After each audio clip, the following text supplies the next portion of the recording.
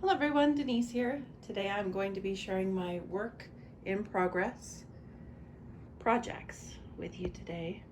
I know I have not done this for a while. I figured I would wait since I am making a whole lot less than I used to. So I have not shared any works in progress since the beginning of this year, actually. So I'm going to bring them to the table one by one and share them with you and explain them, and then I will link the description of the pattern I'm using, the yarn I'm using, and where you can find all that. So the first thing I want to start off with is my temperature blanket. So this year I decided to do a temperature blanket. I have never made one before. I've always wanted to and never committed myself to doing it. So a lot of people create them and then they end up huge, and I didn't want to do that. So I researched a lot of different ways that you can do it. One of the ways that I thought was most effective in getting every day in the year without being too big of a blanket would be to make granny squares and join them together. So instead of doing individual days, I decided to do months at a time. And the yarn that I'm using is Paintbox yarns, Simply DK, and I'm using an array of colors, but that essentially is the yarn I'm using. This is 100% acrylic yarn. It is very soft. I do like this yarn a lot. I chose the smaller size. It's a lightweight 3 because being that it's a temperature blanket, I wanted to try to make it smaller, but I still wanted to do a double crochet stitch. So that being combined with a lighter yarn weight makes for a smaller project than if I was to use worsted weight. So each ball of these are 3.5 ounces, 276 meters, or 302 yards. So like I said, it is all made up of this. So I will show you the months that I have done thus far. I have no ends put into the backs, so bear that in mind. In order to make it special for me, I decided that I would take my family's birthdays and celebrate them with a strand of sparkly thread. I don't have the label to this anymore, but I bought it at Hobby Lobby. It is in the crochet thread section, and it has tiny sequins on it, if you can see that. I don't know if you can see that. Little sparkles, those are sequins. So on our birthdays, I have been crocheting that with the Paintbox yarns. So this is my January. I believe I don't have them marked yet.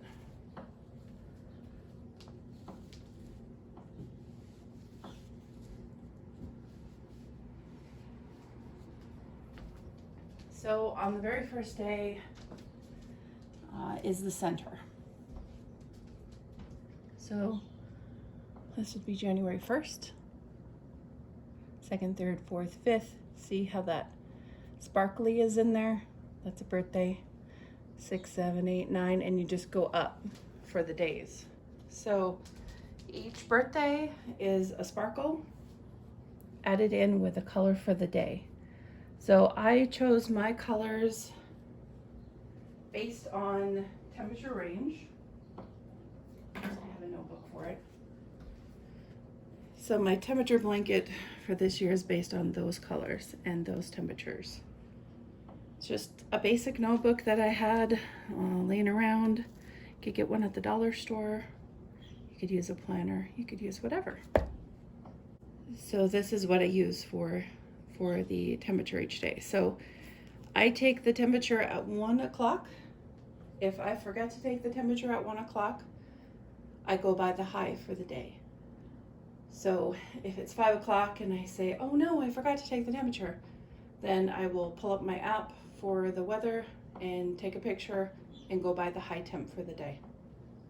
And so each one of these individual colors represents the temperature at 1 p.m. and or the high for the day. I started doing it at 1 because that's when I took my break at work. So that's the only reasoning behind that. Other than that, you could just go by the high. You could go by, you know, each time, the temperature at each time every day. You could do whatever you want. You could go by the low every day. It just depends on what you want to do. And then I printed out a calendar from the internet. It was free. And then I just write the temperature in every single day.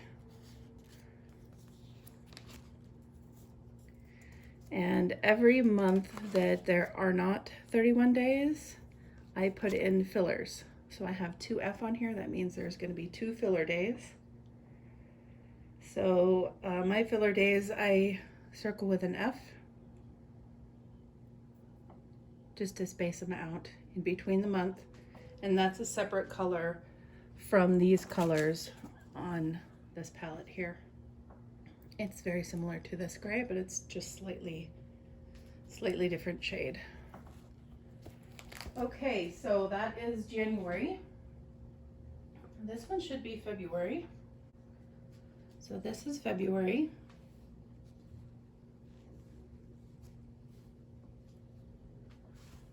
And the colors are a muted palette. I did that on purpose. I thought I would enjoy a muted palette. This yarn collection, it is Paintbox yarns.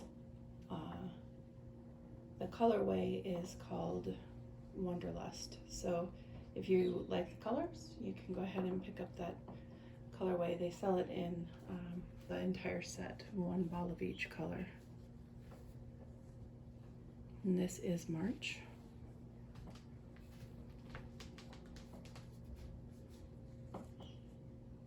So I change colors every day unless the day is repeated.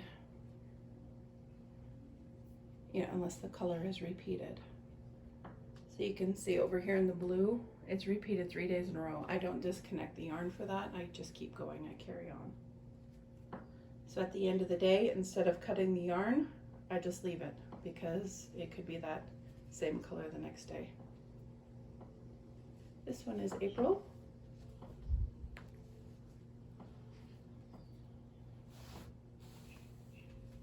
See, they're pretty big squares. So I planned on joining them 4 wide,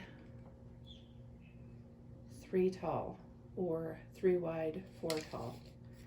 And right now, I'll measure one of them before blocking.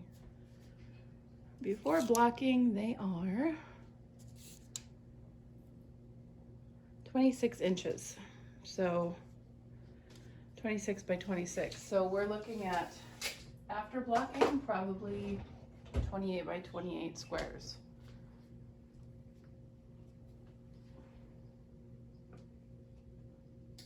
And this is my May.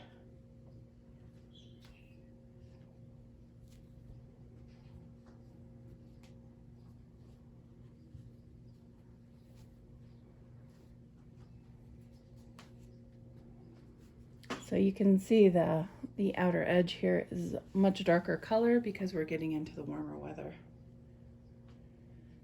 So that's a lot of work. One of the reasons I did the squares as well is so that I wouldn't have something really heavy on my lap during the summer, because I am a warm person always. It doesn't matter what time of year it is. I've always been that way. So I didn't want a big blanket on my lap during the summer. So I get really excited when it's the beginning of the month because the days are very short. So at the beginning of the month, the days are small in the way that my work for the month or for the day is smaller. So this is June 1st and June 2nd on there. I have not done the 3rd yet. That is today. So I just leave the yarn like this. Like I said, I don't disconnect it in case this is the same color for today. So I have less ends to weave in. I also chose this project because of that my work will be pretty short throughout the month until the end, and then it gets to be tasking time-wise. And that's okay. I chose this project because of that, because I started one and I found out I was not happy with the length of time that it took me to do each row. So in January, I started a king-size blanket for my temperature blanket. And when I was getting towards the end of January, I decided that, first of all, it was going to take me way too much yarn to make it. Second of all, it was going to take me way too much time to make it. So I have made essentially a January 2020 shawl for myself that is very long, very, very long. I don't even think I can get it in here. Okay, so this is folded 4 times, and that is about the size of one of my squares. So we're looking at 4+ times the yarn that I would have needed for my temperature blanket, which is insane. Yeah, that is just insane to me. So I'm glad I chucked that idea, because I don't think I could afford that, first off. And then second of all, this blanket was getting cumbersome, and this is January. So the beginning of January starts over here, and then it goes that way. The length of this would be 4 times this amount. So yes, I have 26. So 26 times 4 for length. And then this is 1 month, and that is 22 inches. So 12 times 22, that would be the length of my blanket. So I'm not going to do the math because I am not that quick, but that's just way too big. I love this stitch. This is the Moroccan stitch, and I think it's beautiful. However, not for a temperature blanket, at least not for me. So if you are up to it, go for it. Otherwise, I have this wonderful shawl I wrap myself in when I am chilly. So I am going to grab another project for you, and I'll be right back. So Annoo Crochet Designs has a pattern for hat, bag, backpack. Oh gosh, she's got a lot of them for this leaf design, and I made the hat and the backpack. This is the hat. Get it up there so you can see it. I have not cut the end off yet. I don't know what pom-pom I'm using on this yet, so I haven't finished it off. But essentially you go through, it's not hard. I know it looks difficult, but it's not. You just go through and you make front and back post stitches. Very easy to do. It's very fun too, I like it. It's a fun project. I would highly recommend it to anybody. So this is the beanie. I haven't decided the pom-pom yet. And the backpack is matching yarn. This is I Love This yarn by Hobby Lobby. And I'll have to find the colorway, but I will link it down below. This is the backpack. I don't know if I can get it all in here. So you start at the base with this. I ordered these on Amazon. They have the holes pre-done in them and the feet. I got 3 for like $11 on Amazon. I think I just followed Annoo's link to get them. So I will link to them so that you can buy them if they still have them. The bag is made from the bottom up, and then the top you put a drawstring in, and then you continue on with the bag back here to do the flap, and then you attach the ring and the straps with, I just bought O-rings from Joanne, I believe it was. And then on the inside you can line it if you want. So this was interesting. I tried to sew this on my sewing machine and it was not having it. So I hand stitched all of this. I went around 3 different times and I stitched all the way around. So there is a lining in mine. This is a vintage pillowcase and I thought it went well with the yarn. So that was a fun but time-consuming project, especially with sewing in the liner. So that is Annoo Crochet Designs, the leaf backpack and hat. And they are matching set and they will be a gift. All right, I will be back with another project. What else have I made? Oh yeah, the squares.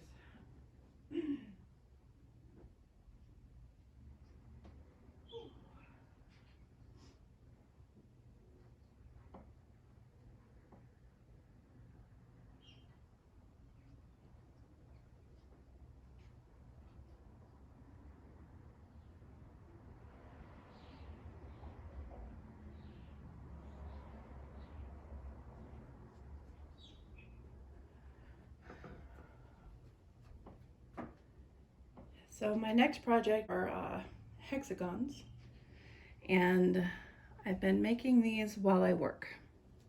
So sometimes at work I'll have a 1 to 2 minute break, and while I am breaking, so to speak, I will crochet. So these are the African violet, African flower. Yeah, one of those, or both. And I just followed a pattern. It's on the internet, and I'll link to it so that you can do it if you want to. So these are them all stretched out, blocked, so to speak. And these are the flower hexagons, not blocked. So I'm going to do a small video on that just to let you see what I do to block these easily, many at once. So that's another thing I've been doing just in between, just on my breaks at work. So I love making them. This yarn is called Soho Lively by Herrschners, and I do not know if they sell this yarn anymore. But back when they did, I purchased a bunch because it was like Red Heart Unforgettable, and I love that yarn. So I purchased a bunch of these because they were like $1.50 or something at the time. And so I just bought a ton of them. And so I have a dark rainbow colorway, I have this colorway, and I have a colorway that is like a teal and a bright pink. And the color change on this yarn is gorgeous. It is just like Unforgettable. So if you like the way this looks, just go look for Red Heart Unforgettable, and or Ice Yarns Rainbow is the same way as well. I think this yarn is a bit thinner than the Ice Yarns Rainbow. So yeah, I've been working on those, and I am sharing a video of how I block those. The last thing I did was, I've probably done a million projects in between December last year and May this year, but for the life of me, I cannot remember. I should have been keeping track all along, because this is what I do. I make things and then I forget about it. So the last thing that I made was my beautiful beanie, beautiful basic crochet beanie, and then I dyed it, and I am going to share a video with you on that as well.